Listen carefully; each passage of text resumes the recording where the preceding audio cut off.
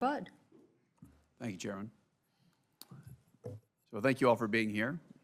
Technological leadership is foundational to American dominance in the 21st century.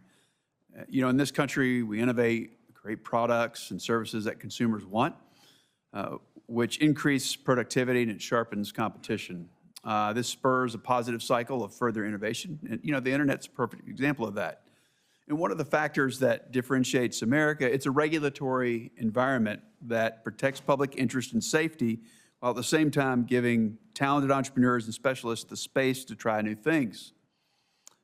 I think that AI should follow this tried and this true path. But Mr. Reed, thanks again to all of you for being here. Mr. Reed, thank you for your opening example a few moments back in your opening comments about hog farms.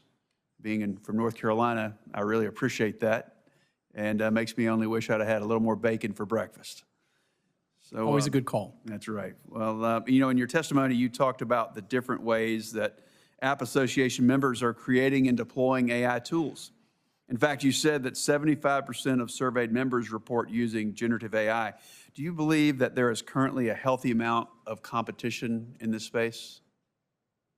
Well, I think what's been most amazing is the level of competition against bigger players is profound.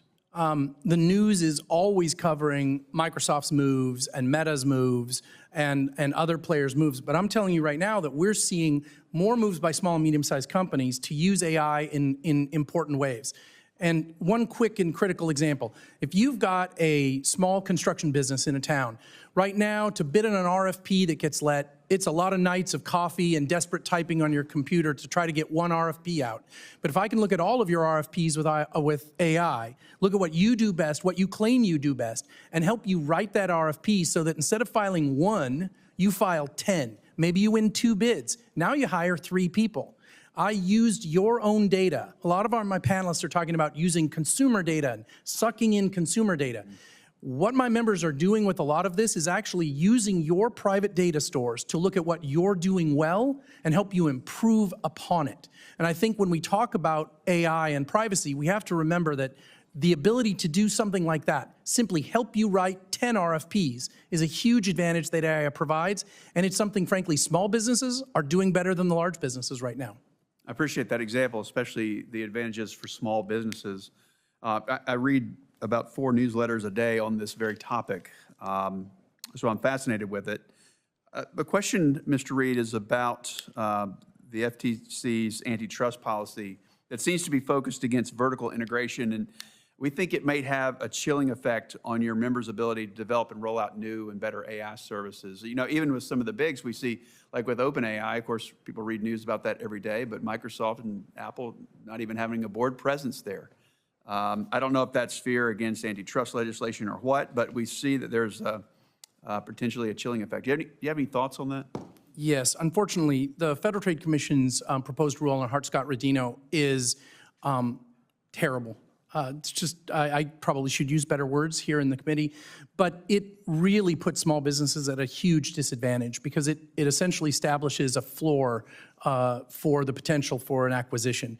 And what that does for small AI companies that are trying to figure out how to make their way in the world is to seek venture capital. Venture capital, or even your parents, they have to believe in your dream. And part of that dream is that you can have a huge success. When venture capitalists are putting money in, they're looking at a portfolio, and they know 9 out of 10 are going to fail.